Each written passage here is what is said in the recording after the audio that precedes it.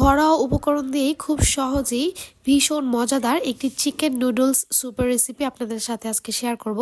অন্য যে কোনো স্যুপের চাইতে এই স্যুপটি খেতে বেশি মজা হয়। আমার এই রেসিপিটি ফলো করে আপনারা বাসায় অবশ্যই এই শীতের মধ্যে একবার হলেও এই স্যুপটি তৈরি করে খাবেন। দেখবেন ছোট থেকে বড় সবাই এই স্যুপটি ভীষণ পছন্দ করছে। এই স্যুপটি তৈরি করার জন্য আমি এখানে লেমন গ্রাস ব্যবহার করছি, তবে আপনাদের হাতের কাছে লেমন গ্রাস গাছটা না থাকলে আপনারা লেবু পাতাটা ব্যবহার করতে পারেন। লেমন গ্রাসের পাতাগুলো ফেলে আমি জাস্ট ডালটাকে ব্যবহার করব। ডালটাকে আমি একটু চাকু দিয়ে এভাবে থেতলিয়ে নিচ্ছি, এতে করে এই ডাল থেকে সুঘ্রাণ খুব সহজেই বের হয়ে আসবে।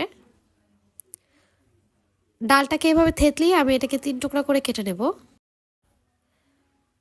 আমার রেসিপিগুলো যদি আপনাদের ভালো লেগে থাকে তাহলে প্লিজ আমার চ্যানেলটি সাবস্ক্রাইব করে যাবেন।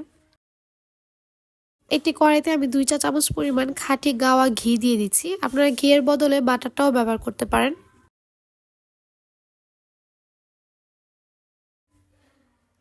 চিকন করে কেটে রাখা চিকেন কুচি দিয়ে দিচ্ছি। আমি এখানে প্রায় 1 কাপ পরিমাণ মুরগির মাংস ব্যবহার করেছি। সামান্য পরিমাণে আদা রসুন বাটা এবং লবণ দিয়ে এখন এই চিকেনটাকে আমি ঘিয়ের মধ্যে কিছুক্ষণ ভেজে নেব। এটাকে ততক্ষণ পর্যন্ত ভেজে নিতে হবে যতক্ষণ না পর্যন্ত চিকেনের কালারটা চেঞ্জ হয়ে একদম সাদা হয়ে যায়।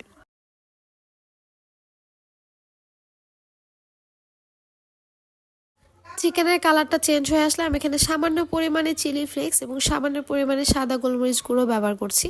যেহেতু বাচ্চাদের জন্য রান্না করছি তাই ঝালের পরিমাণটা আমি একটু কম ব্যবহার করেছি, তবে আপনারা চাইলে এখানে আরও একটু চিলি ফ্লেক্স এবং গোলমরিচ গুঁড়ো ব্যবহার করতে পারেন। এখন এখানে কিউব করে কেটে রাখা পেঁয়াজ কুচি দিয়ে দিচ্ছি, আর তারপর পেঁয়াজটাকে আমি কিছুক্ষণ এই চিকেনের সাথে ভেজে নেব।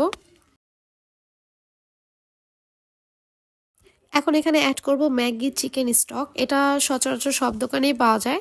আমি একটা স্টক পুরোটাই এখানে ব্যবহার করছি। এটা দেওয়ার কারণে এখানে আর এক্সট্রা করে চিকেন স্টক তৈরি করে ব্যবহার করতে হয় না।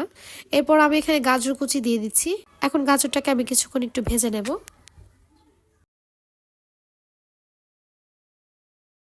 দিয়ে দিচ্ছি লেমন গ্রাস, যেটা আমি কেটে রেখেছিলাম।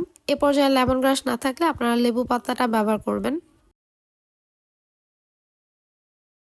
এখন এখানে ক্যাপসিকাম কুচি দিয়ে এটাকে কিছুক্ষণ সটে করে আমি পানি অ্যাড করব। আমি এখানে প্রায় 3.5 কাপ পরিমাণ পানি অ্যাড করেছি। আমি আগে থেকেই ফুটিয়ে রাখা গরম পানিটা এখানে ব্যবহার করছি। পানিটা দেওয়ার পর চুলার আঁচটা মিডিয়াম টু লোতে রেখে এটাকে 10 থেকে 15 মিনিট আমি জাল করে নেব। এই পানিটাকে এমনভাবে জাল করে নিতে হবে যাতে করে পানিটা শুকিয়ে না যায়। পানিটা 10 থেকে 15 মিনিট জাল হওয়ার পর আমি এখানে কিছু সস দিয়ে দিচ্ছি। আমি এখানে 1 টেবিল চামচ পরিমাণ সয়া সস অ্যাড করব এবং প্রায় 1.5 টেবিল চামচ পরিমাণ টমেটো কেচাপ অ্যাড করব।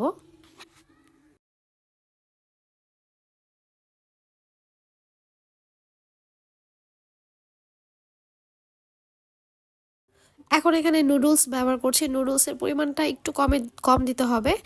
সবচেয়ে বেশি ভালো হয় যদি ম্যাগি নুডলসটা এটার মধ্যে ব্যবহার করা হয়, তবে আমার বাসায় যেই নুডলসটা ছিল সেটা দিয়ে আজকে এই স্যুপটা তৈরি করছি। তবে আপনারা ট্রাই করবেন ম্যাগি নুডলসটা দিয়ে এই স্যুপটা তৈরি করতে, তাহলে সেটা খেতে আরও বেশি মজা হয়। এ পর্যায়ে আমি এখানে 1 চা চামচ পরিমাণ ভিনেগার দিয়ে দিচ্ছি। ভিনেগারটা দেওয়ার পর একটু টেস্ট করে নেবেন, যদি মনে হয় আর একটু লবণ অথবা সসের প্রয়োজন সেক্ষেত্রে সেটা এখানে অ্যাড করে নিতে পারেন। এখন এটাকে ঢেকে আমি আবারও রান্না করে নেব যতক্ষণ না পর্যন্ত নুডলসটা পুরোপুরি সেদ্ধ হয়ে আসে। নুডলসটা সম্পূর্ণ সেদ্ধ হয়ে আসলে আমি আগে থেকে গুলিয়ে রাখা কর্নফ্লাওয়ার এখানে দিয়ে দেব। আমি 1 টেবিল চামচ পরিমাণ কর্নফ্লাওয়ার 1/2 কাপ পানির মধ্যে খুব ভালোভাবে গুলিয়ে নিয়েছিলাম, আর সেটাই এখানে দিয়ে দিচ্ছি।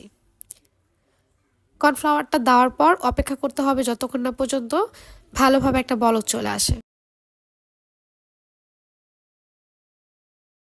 স্যুপটা যখন রান্না হয়ে যাবে ঠিক তখন আমি এখানে সামান্য পরিমাণে ধনিয়া পাতা কুচি দিয়ে দেবো এবং দিয়ে দেবো সামান্য পরিমাণে সাদা গোলমরিচ গুঁড়ো। এতে করে স্যুপের মধ্যে খুব সুন্দর একটা ফ্লেভার আসে। আর এই স্যুপটা কিন্তু রান্না হয়ে গিয়েছে, এখন এটাকে সার্ভ করব।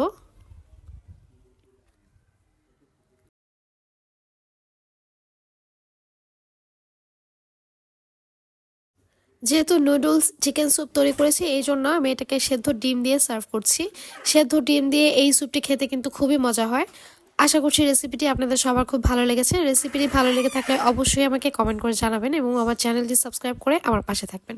আজ এই পর্যন্তই, আল্লাহ হাফেজ।